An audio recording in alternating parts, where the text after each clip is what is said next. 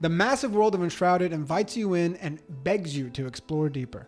Caves, castles, villages, underwater passageways, mountains, and valleys. There are so many different areas to get lost in. But you might feel a little lost before you even get there. I know when I first started, the world felt a little overwhelming, but after a couple hundred hours of playtime, I think I've at least got my footing. So here are 3 basic tips for anyone just starting out in Enshrouded. Going back to the topic of exploration, there is one skill in the skill tree that I would advise everyone to take. It might sound minor at first, but you will see ledges and cliffs in a whole new light. I beg you, get the double jump. Not because it adds any crazy damage buff or anything like that, but I mean, come on, it's a fucking double jump. Who wouldn't want a double jump? Besides, it can come in handy. There are so many little nooks and crannies that I've been able to get to because of this skill. I've escaped near death in the Shroud by double jumping up ledges to safety. The jumping puzzles throughout the game get a lot easier with the ability to double jump. Not to mention, hitting the panic double jump in combat has saved my ass many times. And with the addition of the talent Crashdown, a double jump in the middle of combat can be just what you need to take out enemies. You might not think it's essential,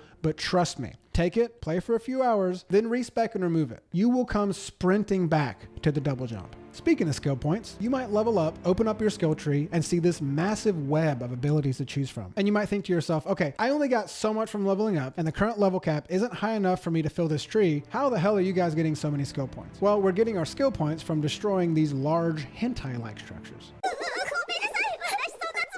These structures are called shroud roots. Be on the lookout for this marker on your map. This will tell you the location of a nearby shroud root. You will have to fight your way through different levels of shroud for each root. But once you fought your way through, pull out your axe, chop her down, and there you go. The skill point is yours. In order to have a complete build, you'll need to explore the world and find the different shroud root locations. Or you could just Google it, but I'll leave the cheating up to you. Now last, but absolutely not least, you've heard me say it before about other games, but it rings just as true here. For the love of God, always be rested. Between double jumping, running, dodging, parrying, swinging your weapon, mining, and everything in between, there are so many different ways to completely drain your stamina bar when you need it the most. The rested buff comes flying in for the rescue. Not only does it increase the rate that your stamina regenerates, it also increases your overall amount of stamina. It's as easy as being at home and sitting down. And unlike some other games that use this same system, you can increase the duration of the rested buff to a pretty crazy amount, like over an hour, kind of crazy. All you need to do is place different types of furniture throughout your home. This is something that you'll do passively because trust me, the building will suck you in. So there's no need to stress over it. What I do need you to stress over is leaving your house with the rested buff. You will thank me later. That's just the tip of the iceberg, but it should be enough to get you started as you explore the world of Enshrouded. Go have fun, get lost, and double jump everywhere. Let me know if you have any other tips in the comments.